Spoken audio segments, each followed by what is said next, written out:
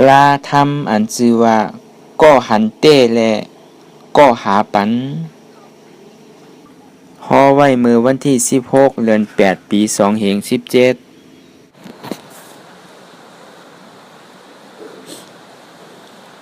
มีหลายภาพเป็นจาวาไว้ว่าวิปัสสนา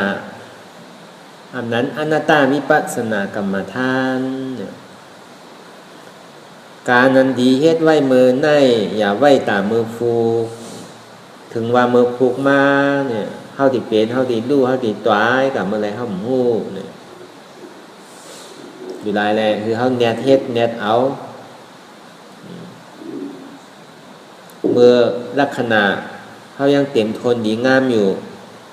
ในลักษณะ32เฮาเนี่ยยังเต็มทนดีงามอยู่เนี่ยคือเฮาแนดเฮ็ดแนดหาอันเต้วิปัสสนานั่นหาอันเต้หาสังละหาเจ็บหาทุกข์ในตัวในใจอันนี้เป็นอันเต้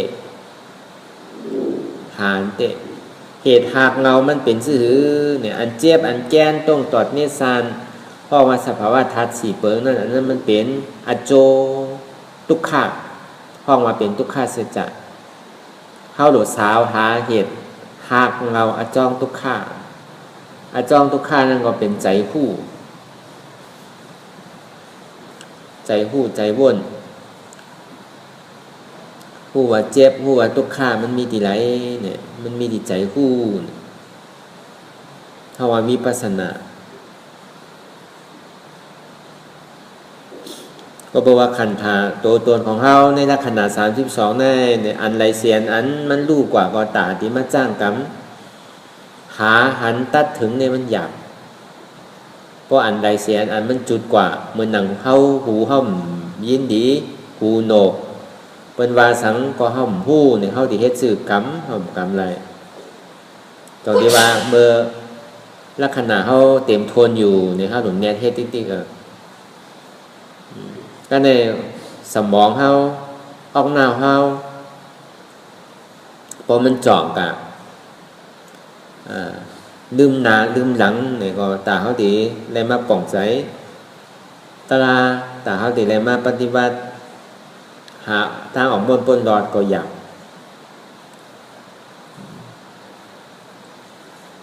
ใจเขาปอหลี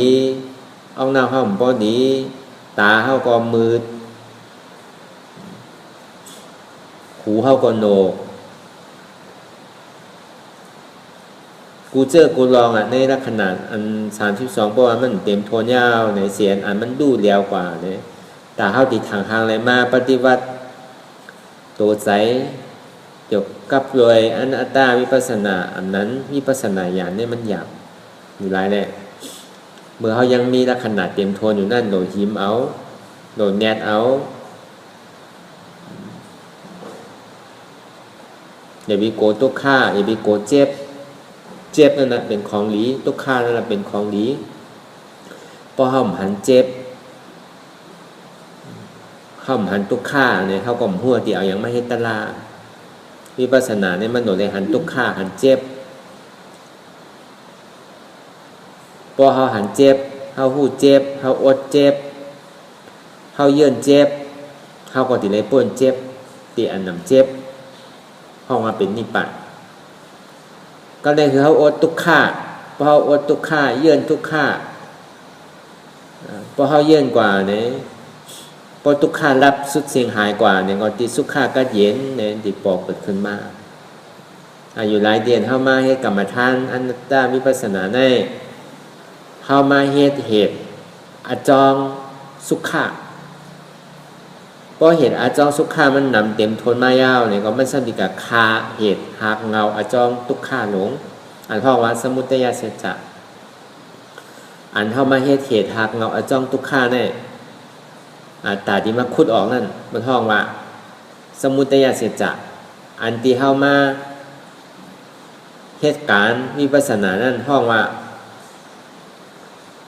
เหตุหากเงาอาจองสุขข้าเนี่ยเป็นห้องว่ามักกะยันปอเฮ็ดน้ำยาวเหมือนเขาปลูกสนบ่เขาไก่ลุมลาตนมัน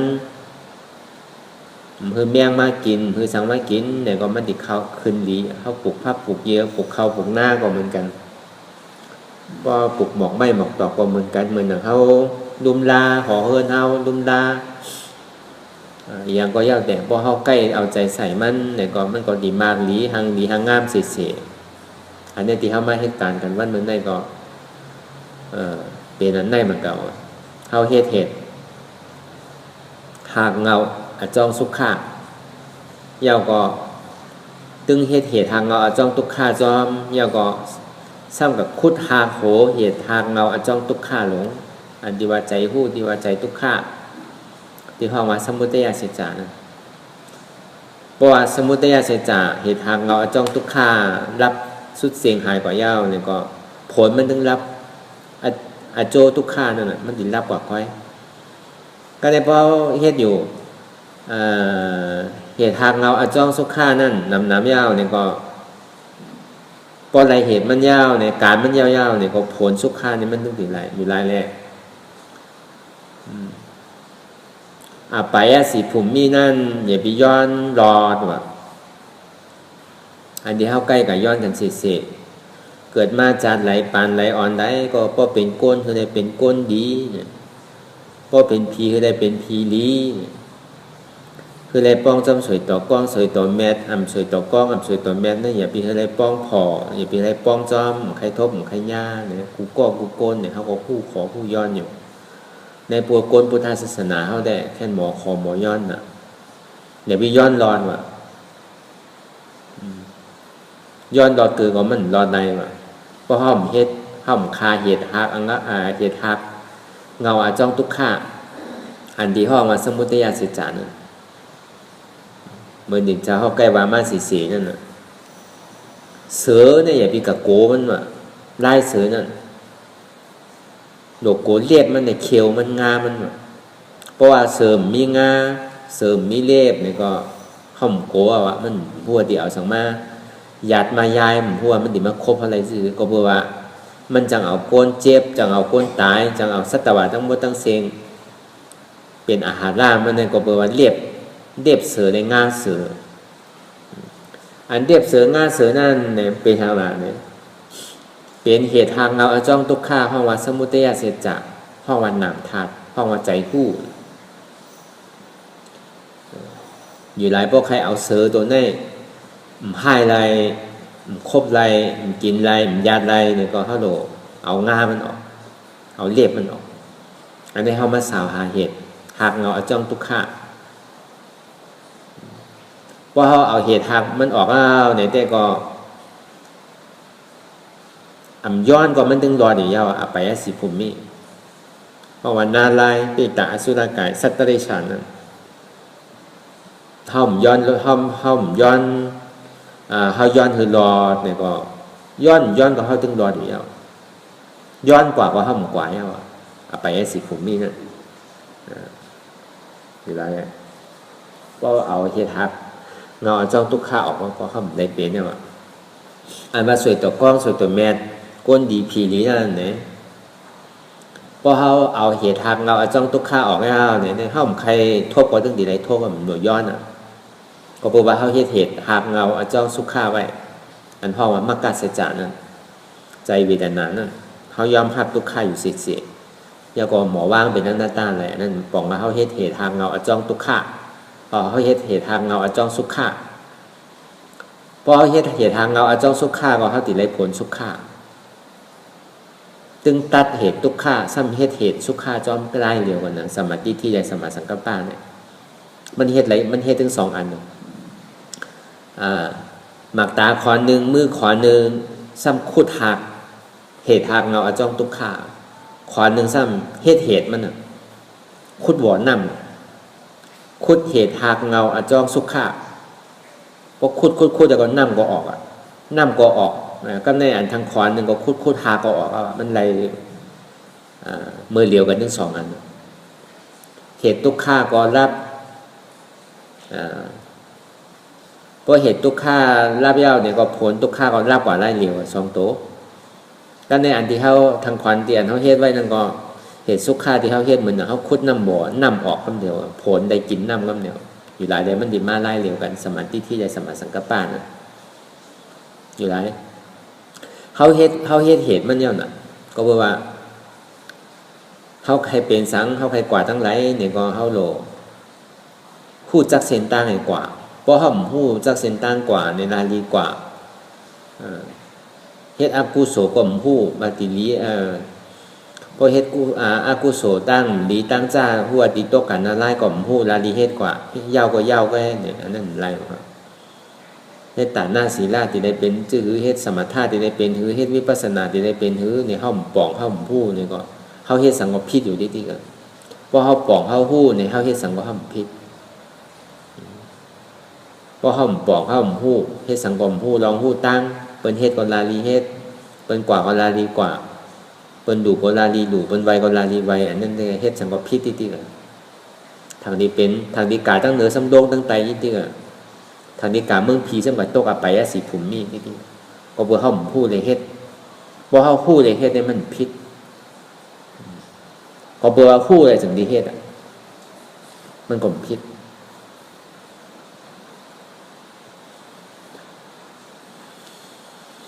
อยู่หลายเนี่ยพวกเฮาเฮ็ดเหตุสุขาที่เอาอันว่าสุขาซื้อสาใจคือไรป้องส่วนต่อกล้องคือไรป้องพออันส่วนต่อกล้องอย่างคือป้องพอเกิดมาจากไรปานไรเป็นก้นคือเป็นก้นดีเป็นผีได้เป็นผีแมบคือไรทบยะอาริยะยาวก็คือไรญาศาสนาพุทธะข้ามผ้าเป็นเจ้ายาวก็เลยเอาปรินิพพานกับพุทธะผ้าเป็นเจ้าอันที่เฮาย้อนกันเสียๆนั่นมันตึงไหลหังมันน่ะย้อนก็ตึงไหลมันตึงไหลเพราะเฮาเหตุสุขาไว้เนี่ยคาไรก็มันตึงติไหลอยู่ไหลเฮามาขุดโหหากแก่อจองทุกข้าเฮาอัตตาอันว่าเก๋าเนี่ยเอาเก๋าตัวนี้ออกพอดีว่าซื้อก็เปิดเก๋านั่นน่ะอัตตานี่เป็นเก๋าของเก๋านะโหเก๋ามือเก๋าขาเก๋าโตเก๋าเนื้อเก๋าดุกเก๋าเอ็นเก๋าเลือดเก๋าใจเก๋าเนี่ยเฮาตัวใหญ่ดีอ่ะพอเฮานางยาวเนี่ยพอเฮาใครพื้นเนี่ยบอกว่าเฮากับว่าขาเก๋าเอานั่นก็บ่เฮาโกขาเจ็บอันนี้เฮากับว่าเป็นขาเก๋าพอเฮาหัดทันเนี่ยเอาเก๋าตัวนี้ออกได้เฮาก็ดิบอกเฮาก็ดิไล่พอเฮาเย็นเฮาโอดไล่เนี่ยมันป่น 2-3 วันก็ไล่หมดไล่แต่ละพอเฮาเย็นไล่เนี่ยนานทั้ง3ปีก็มันปอกทั้ง30ปีก็มันปอกเฮาโอดตุกข้าเฮาสำคัญป่นตุกข้าได้ซื่อมันป่นไล่เฮาขุดหางมันเนี่ยมันตันถึงเฮาบ่กล้านั่นน่ะมันดิไล่ซื่อล่ะหางมันดิออกไล่ซื่อเหมือนเฮาขุดน้ำบ่อขุดอยู่บ่คืบ2คืบไว้บ่ตั้งป้อมันดิการได้กินน้ำซื่อมันไล่อยู่ไล่เพราะเฮติ๊กๆอันว่าตุกข้านั่นก็มันกึมเหมือนหนังโพน่ะมันดิตกกูวันมันเป็นไรตอนหนัง1 วันมันยำตกมันไปเจ้าก็ตกมันปอกกลางวันตกมันปอกไปค่ำตกเนี่ยตอนหนังโพนเนี่ยมันก็ยังเป็นอนัตตาอยู่ปฏิบัติที่แต่โพนนั่นก็เป็นอนิจจาเฉพาะอยู่เป็นตุกข้าเป็นอนัตตาอยู่มันตกเสียเขาทำหยุ่มยามาตุกข้าเนี่ยมันมีอยู่กูวันมีกูขิงนั่งเมื่อไรก็ตุกข้ามานั่นเนี่ยอันนี้เขาหยุ่มพิษอยู่รายแรกคือเขาไว้กาขันตั้งแต่เขามาเขาปังตะลาเนี่ยก็เขาก็หันกูเสื้อกูลองย่างเนี่ยก็มันก้อนหนึ่งยาวก้อนหนึ่งป้นกว่าอยู่รายแรกย่างมันติเกิดขึ้นตั้งนานในห้องพูดไรคือเขามีสังเกตการตะลาเมื่อเขายังมีปิญญาเขายังหันอยู่ไปท่องว่าใจเจตสิกรูป3ตัวเนี่ยพอยังมีใจวนอยู่ยังมีรูปขันธ์หาตัวในอยู่ผู้จักเจียผู้จักทุกข้าอยู่มีใจหมอวนว่างอันใดทุกข้าอันใดสุขข้าก็ผู้อยู่เนี่ยเขากามเดียวและขณะเขาเต็มตาเขาดีไรจ้างการปฏิวัติดมง่ายๆแต่ดีเลยหันเสจานเต้เนี่ยเขาดีเลยหันง่ายๆก็เลยเพราะเอาหน้าเขาหนีสมองเขาหนีใจเขาหู้ใจเขาหักให้ตั้งในอันนี้มันเหลือใจนะ ตาดีผู้แจ้งแรงดีตาใครไล่ตันคือก็มันยามันเก่าอยู่ดีๆก็บอกว่าลักษณะมันเต็มทนเพราะลักษณะเต็มทนในตาดีปล่องใจเนี่ยมันไม่ง่ายอยู่หลายลักษณะเฮามันเต็มทนเนี่ยเฮามาเฮ็ดตะลาเนี่ยก็มันง่ายๆว่าก็พอเฮาเต็มทนเนี่ยก็เฮาโดถ้าทานในเหตุการณ์มันกว่าจริงๆอยู่หลายในตัวขันธาเฮา1วันเนี่ยก็ป้นกว่าพอวงหนึ่งเย้าวงหนึ่งป้นกว่าโตขันธากว่าจู้ตั้งเท่าตั้งตายวันหนึ่งเย้าววันหนึ่งป้นกว่าโตขันธากว่าจู้ตั้งเท่าตั้งตายปาดหนึ่งเย้าวปาดหนึ่งป้นกว่าโตขันธากว่าจู้ตั้งเท่าตั้งตายเดือนหนึ่งเย้าวเดือนหนึ่งป้นกว่าปีหนึ่งเย้าวปีหนึ่งป้นกว่าจาดหนึ่งเย้าวจาดหนึ่งป้นกว่าโตขันธาเฮาเนี่ยกับจู้ตั้งเท่าตั้งตายเนี่ยมันดีเกินกว่าหาตั้งตายวันที่เฮากูก็ผู้อยู่วันเกิดวันตายเนี่ยผมพูดอะไรเขาดีเป็นสังตั้งนาเขาผมพูดอะไรอยู่ไรเขาดีเฮ็ดเขาดีพึกเขาดีโอ๊ตเขาดีเยินเขาดีกันเขาโดยย่อมห้ามอะไรตุกขะอย่าบิโกะตุกขะอย่าบิโกะเจ็บตะลาอันว่านี่มันเป็นตัวตุกขะในคำเดียวทำอันว่านั่นก็มันเป็นตัวเจ็บในคำเดียวพอเขามีเจ็บเขามีเวทนาเขามีตุกขะเนี่ยก็ที่เอาสังเฮตนะทำจังเอาเฮ็ดแล้วอยู่ไรอันเท่านังเลยอันเจ็บนั่นน่ะดีอย่าไปโก้อย่าไปป้ายเพราะเขาปลายก็บอกว่าเขาการมันเขาการอัตตามันโซนอยู่ตั้งหลังนี้ที่อัตตาว่าเป็นเก๋าที่ว่ามามันเศร้านั่นก็เดี๋ยวพอนังกว่าเย้าเนี่ยก็ขาก้นเขากับใส่จีว่าเป็นคางพอก้นเอาไข่พื้นนิดเดียวก็เบอร์เขากับใส่จือขาอัตตากับใส่ว่าเป็นขาเก๋าอย่าไปที่มันมีขาว่ะมือว่ะโพว่ะโตว่ะหนังว่ะดูกว่ะเอ็นว่ะเลือดว่ะนี่อย่าไปที่มันมีใจว่ะนี่อย่างสีลองเรียนเขากับใส่จือมันอย่าไปที่มันมีคือมันหันเจ็บอันเดียวก็บอกว่าวิปัสสนาเนี่ยโดหันเจ็บจงดีว่าวิปัสสนาเนี่ยมันเป็นการอันเต้วิปัสสนาเนี่ยมันจะเป็นการอัตตู้เป็นการเต้ห้องปรมัตถ์นั่นใจการอันเล่นวิปัสสนานั้นมันเป็นการอันเต้เป็นคือละมันเจ็บเต้มันทุกขาเต้จองที่ห้องมาเป็นวิปัสสนาเจ็บนั่นน่ะเป็นตะลาทุกขานั่นน่ะเป็นตะลาพอห้อมหันเจ็บพอห้อมใครไล่เจ็บเข้าก่อมใครป้นเจ็บพอเขาใครป้นเจ็บเนี่ยก็เขาก็หาตั้งตาดีออกป้นเจ็บตาเขาดีป้นเจ็บเนี่ยมีเขาดีได้เกิดตายเขาสัมดีได้เจ็บอยู่ที่ติต่อถึงพอตายเขาเจ็บอยู่นั่นน่ะก็ในพอเขาผ่านทุกข้าพูดจากทุกข้าเขาก็ใครป้นทุกข้าเขาก็ดีได้ทุกข้าอยู่ที่ติต่อถึงพอตายเขาทุกข้าก็ตายกับเป็นสังกรทั้งดีทุกข้าอยู่ที่ติอยู่ไรมันเย้าเวลาอันนี้เตียนเข้ามาให้กันในวิปัสสนาญาณนั่นมันเป็นการที่เย้าตีเกศสุดมันในเขาติได้ตายของเจ็ดจาดเพราะเจ็ดจาดผมตายอ่ะดีอ่ะ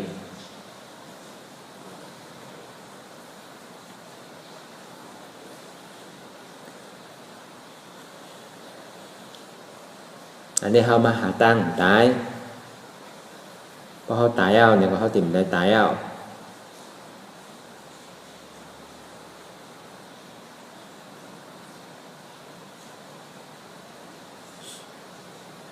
ที่ได้มีหมักตาสมาธิที่คือเขาวนยาวๆเขายาวเหมือนหึงอย่าไปว่าไพ่ป้นอย่าไปว่าเทิงป้น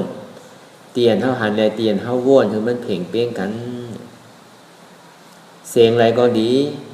สภาวะอันใดก็ดีเตียนมันเข้ามาอันไหนมันแห้งอันไหนมันยากอันไหนมันเกาเฮาเนี่ยเอานั่นวนก็ไหลวนมาเข้ากับหาตั้งพิษอยู่ห้าเนี่ยเพราะหาตั้งพิษอยู่อัตตายังอยู่ตั้งหลังชนอยู่เข้าดมมาปล่อยว่างเลยมันหนังเสียงที่เข้าเลยถ่อมยินเนี่ยก็มันก็เป็นเฉพาะเสียงอุปเปิงอัมและอนัตตามันหนักใจที่เขาพูดอยู่ก็มันก็อุปเปิงไรอนัตตาด้วยหันถึงดีเมื่อมันใจมันดีใจสุขสักใจโหกใจให้สุขข้าก็ดีทุกข้าก็ดีทุกข้านั่นก็มันกึมสุขข้านั่นก็มันกึม มันเป็นสภาวะอนัตตาคือเราหมอวนบางสิเนี่ยอันนี้เขาว่าเป็นปิญญาน้ำนาปิญญาน้ำนาเนี่ยเขามาหันอย่างก่อนอนัตตาเขาสมมีปิญญาอันใดมันแห้งมาเขาหู้หมอว่างเนี่ยก็มันใจปิญญาเมื่อมันหันเจี๊ยบหันตัวข้าเปิงเหลียวเนี่ยก็เขาดูเอาอนัตตาตัดติดๆเมื่อใจเขาพ่งปิวอยู่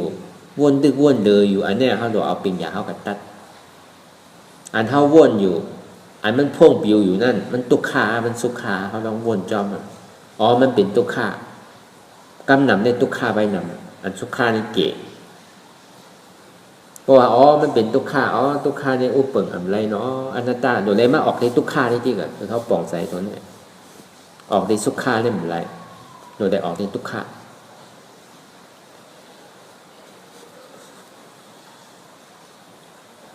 อยู่รายในจิโกต่อไปตีนเท่านี้เป็นเท่าวันรูปคันธารูปคันธานั้นในวิปัสสนาเพราะว่าวิปัสสนาญาณอันนั้นมหาวิปัสสนามหาเนี่ยมันใหญ่เลยเบอร์เนอะวิปัสสนาเดียนเฮ็ดหันเจี๊ยบหันตุกขาเนี่ยใหญ่เลยเบอร์เนอะก็ได้เพราะว่ากายานุปัสสนาสติปัฏฐานเพราะตัวในดูขันธาจิโกต่อไปตีนั่นในกายานุปัสสนาสติปัฏฐานนั้นมันมีสภาวะเจ็บแกนตรงตอดเนตรสารสั่นไหวไม่กัดอ่อนแข็งสู้ตุ่มจับยายซึมหยอดอันนี้เขาว่าสภาวะธาตุสี่เปิงมหาพุทธรูปเนี่ยเขามหาพุทธธาตุเนี่ยมหาพุทธธาตุมหาพุทธรูปเนี่ยเพราะว่ารูปที่ใหญ่เลยเสียในอันใดนี่มันมีอย่างทางเอาอะเพราะว่ากายนุปัสสนาสติปัฏฐานมันเกิดขึ้นตั้งแต่จิโกต่อไปตีนเนี่ยอันมันหันง่ายโยมอันมันหันง่ายเลยกว่านี้ตั้งใจที่เขานั่งอยู่คนเดียวเนี่ยมันหันง่ายเพราะว่ากายนุปัสสนาสติปัฏฐานตั้งในใจสำหรับผู้จอมว่ามันเจ็บที่ไหนเต้อันที่กับผู้เจ็บนั้นอ๋อมันมีจิตใจอันนั้นห้องว่าจิตตานุปัสสนาสติปัฏฐานมันเจ็บมันแกนมันตรงมันตอดมันเน็บมันสานเนี่ยมันส่งมาที่ใจที่ก็อันเจ็บอันแกนอันตรงอันตอดอันเน็บอันสานอันสั่นอันไว้อันไม่อันกัดอันห้อนอันแข็งอันนักอันเว้าอันจู้ตุ่มจับยายซึมหยอดนี่มันส่งมาที่มันนอวิญญาณที่ก็มาที่ใจผู้ในที่ก็อันนี้ห้องว่าจิตตานุปัสสนาสติปัฏฐานอันเนี้ยมันเป็นเปิงดวงเดียนเขาเฮ็ดกันมือเหลียวเนี่ยในอนัตตาวิปัสสนาเนี่ยเอาตัวนี้เป็นเปิงดวงเอาดิมาอจิตตานุปัสสนาสติปัฏฐานเป็นเปิงดวงอันพ่อวันนามธาตุอันนั้นวิญญาณเข้าใจก็ได้เวทนานุปัสสนาสติปัฏฐานในเวทนานุปัสสนาสติปัฏฐานนั้นก็มีอยู่3เปิงทุกขาเวทนาสุขาเวทนาอุเบกขาเวทนากำนำอันเฮาหันดีเลยเปิ้นในทุกขาเวทนาอันสุขานั้นได้หนูว่าอันอุเบกขานั้นก็หนูว่าทุกขเวทนาก็แปลว่าเฮาปึงอิงเลยสิทุกขเวทนาตอนที่เฮาว่าเวทนาอันนั้นเวทนานุปัสสนาสติปัฏฐานอันนั้นใจเวทนาใจธาตุทุกขาเนี่ยอันนี้มันเกิดขึ้นที่ไหนก็ได้ธรรมานุปัสสนาสติปัฏฐานอ๋อมันซ้ำขึ้นปอกกาวนทั้งหลังขึ้นเนาะตีกายอนุปัสสนาสติปัฏฐานและจิตานุปัสสนาสติปัฏฐานนั่นอันที่ห้อมันรูปนามมันเป็นอนิจจาเฉพาะก็แปลว่ามันเป็นอนิจจาเฉพาะแหละก็เลยมันซ้ำปอกขึ้นมาที่ธรรมานุปัสสนามันปอกขึ้นมาที่เวทนานุปัสสนาสติปัฏฐานมันจะที่ห้อว่าเวทนาเป็นทุกขาทุกขานั่นก็อุปเปิงอะไรให้อย่างในอุปเปิงอะไรน่ะก็แปลว่าในเวทนา3เปิงนั้นมันมีทุกขาสุขาอุเบกขาทุกขานั่นก็มันทุกขาตันคือก็มันตึงรูปเพราะรูปกว่าก็บางปอก็เป็นอุเบกขาบางปอก็เป็นสุขาเวทนาก็แปลว่ามันเป็นเวทนาเนี่ยมันกึมกับทุกขากรรมสุขากรรมอุเบกขาจองที่ว่าอันสุขาและอุเบกขาเนี่ยหนูเลยตัวทุกขาเนี่ยมันจะลมง่ายดีจองที่ว่าอ๋อก็แปลว่ามันเป็นรูปในกายานุปัสสนาสติปัฏฐานในจิตานุปัสสนาสติปัฏฐานนั้นเป็นรูปอันมันกึมก็แปลว่ามันกึมในจองที่ว่าเป็นทุกขาก็ ก็เพราะว่าทุกข้านั้นอุปเปิงอะไรจองที่ห้องว่าเป็นอนัตตาเนี่ยในห้องว่าธรรมานุปัสสนาสติปัฏฐานอันนี้มหาสติปัฏฐานสี่จนที่เป็นวิปัสสนาญาณจนที่เป็นมักตาสมาธิที่เรียนมักตาสมาสังกัปปะหันใจว่นอันใจเนี่ยมี2เปิงหันเหตุทางเงาอจ้องทุกข้าว่นเต็บตัดเหตุทางเงาอจ้องทุกข้าเพราะเหตุทางเงาอจ้องทุกข้ารับสุดเสียงหายกว่าเย้าเนี่ยพวกเขามันจะกะหันสมาธิที่หันอนัตตาอันทิเตะ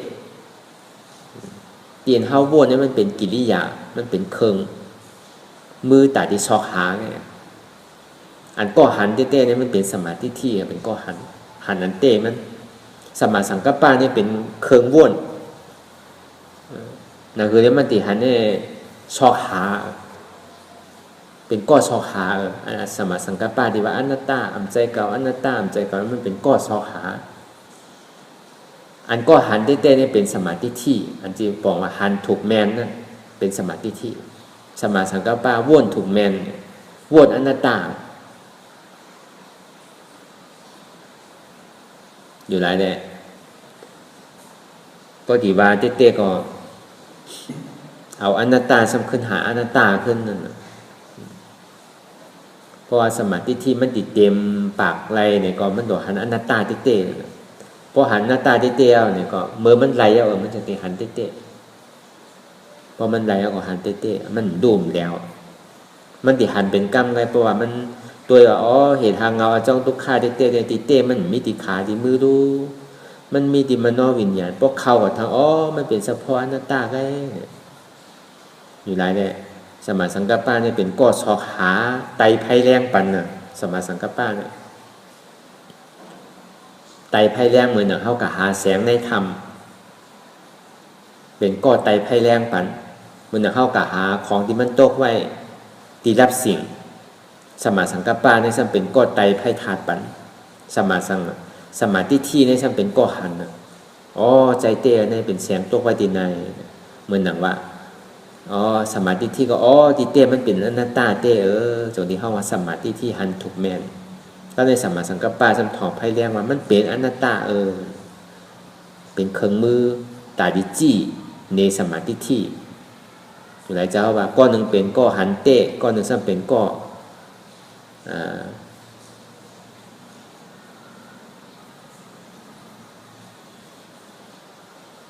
เป็นก้อหาปันเป็นก้อหาปันคือสมาธิที่หันที่เต้มันก็มี2ตัวนี่แหละกูก้นในไว้ใจหาหันบ้วนตัดฝ่ายลิก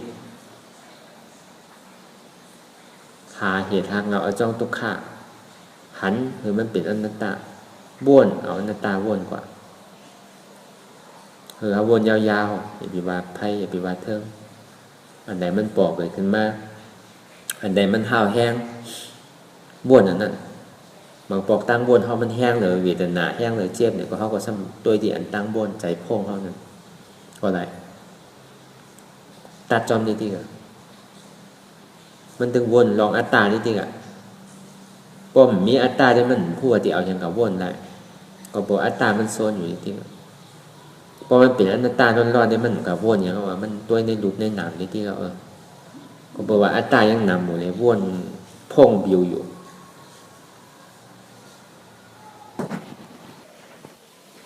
ลองตั้งอันเป็นอยู่กูเจอกูอย่างอย่าให้คล้องค้ำไปดีใจหู้ถอดถอนออกที่ใจหู้ให้มันออกเสียงก่อน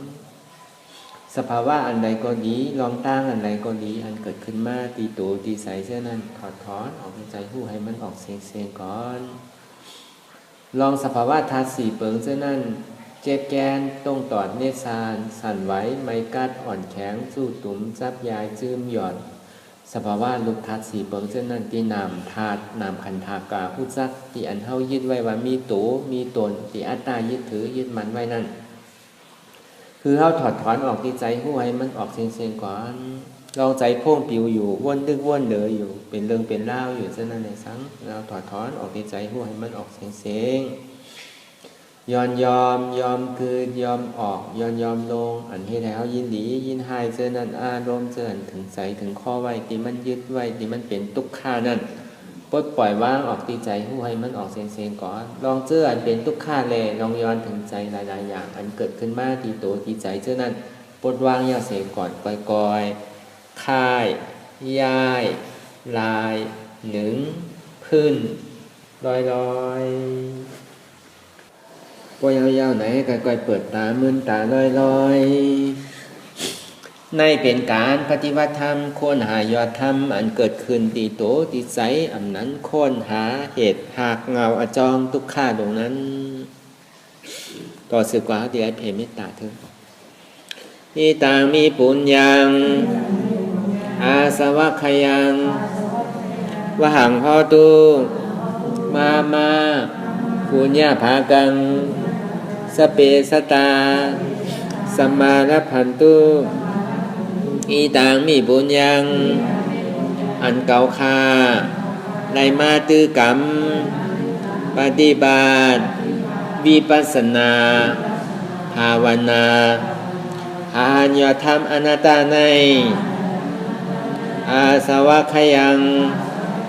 เป็นอันเตแซบแต่แปดอาสวะสีเปิงเสียวแลนี่ปานังตีนีปานันพอตูให้ถึงเสกรรมตีคามาปุญญาภากังพรดีอันคามานังวิปัสสนาภาวนาทรงยืนปันสเปสตานังเตจ้าปอเมสวาญาติกาเดินเคอเจอใครไตก็แลจ้ากว่าสัตวาทั้งสิ่งทั้งหลงนั้นสัมมารัพันตุอะไรพรดีหนังกันตั้งเก่าคาตั้งเสกรรมติคาน้องสาธุสาธุสาธุ